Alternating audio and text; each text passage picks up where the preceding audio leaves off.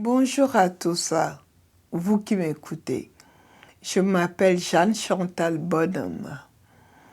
J'ai une formation de juriste et jusqu'en 2017, je travaillais comme analyste dans une grande banque française. En 2017, j'ai eu 2 accidents cérébraux qui m'ont mis sur le flanc et depuis, je ne travaille plus. Mais au cours de l'opération d'un des 2 accidents, j'ai fait une très belle rencontre. J'ai eu le privilège et l'honneur d'arriver à la Cour Céleste. La Cour Céleste, c'est le mot qui m'est venu à l'esprit. La Cour Céleste, j'étais sur l'estrade qui était brumeuse et en face de moi, j'avais des êtres de lumière. C'est le mot qui m'est venu à l'esprit également. Et de leur cœur sortaient toutes sortes de lumières de toutes les couleurs. Mais ce qui était beau, c'est que toutes ces lumières qui convergeaient vers moi formaient un seul faisceau lumineux blanc qui m'a enveloppé. Et c'est à ce moment-là que j'ai senti une voix me parler. Et cette voix, c'était la voix de Jésus-Christ. Au départ, je pensais que c'était une voix audible, mais comme je suis incapable de dire si c'était une voix aiguë ou grave, au fil de la remémoration, je me suis aperçue que c'était une voix qui venait de l'intérieur de moi. Et j'avais la conviction que c'était Jésus. Et là, j'ai senti l'essence la plus pure de l'amour. L'amour infini, l'amour indescriptible, l'amour comme j'ai jamais connu sur la terre. Vous comme moi, on a déjà été amoureux. Et quand l'être cher vous quitte, vous croyez que c'est la fin de votre vie. Mais là, l'amour était tellement grand que ça vous coupe le souffle. Et là, Jésus qui me dit que je pouvais regarder, mais que je n'étais pas prête à rejoindre les êtres de lumière. Il me demandait de retourner sur la terre parce que j'avais des missions à accomplir.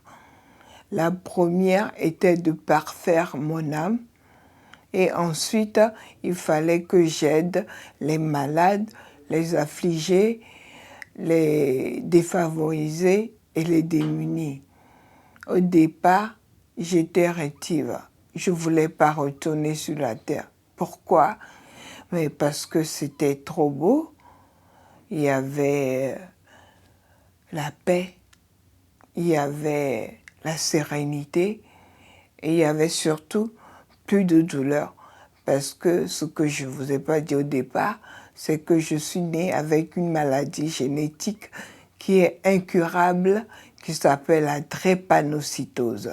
C'est une malformation des globules rouges et cette malformation empêche l'oxygène de pouvoir aller dans tous les organes du corps humain, ce qui peut provoquer la mort à tout âge.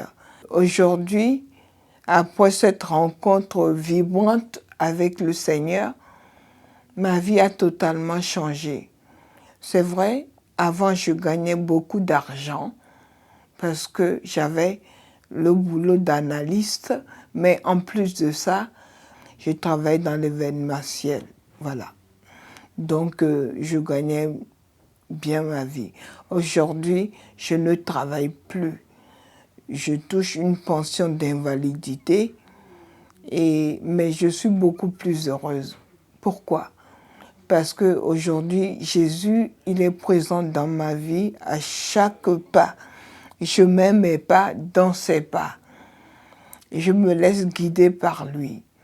Et j'ai pu créer un fonds de dotation pour venir en aide, malgré le peu de moyens que j'ai, pour aider les enfants qui sont démunis, défavorisés. Et quand on se laisse guider par le Seigneur, on ne sait pas comment ça se fait, mais tout vous tombe dessus.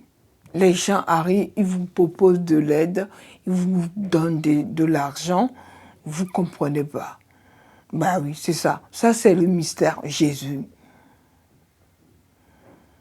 Je n'ai plus d'argent aujourd'hui, mais je ne démarche pas. Je suis tranquillement chez moi.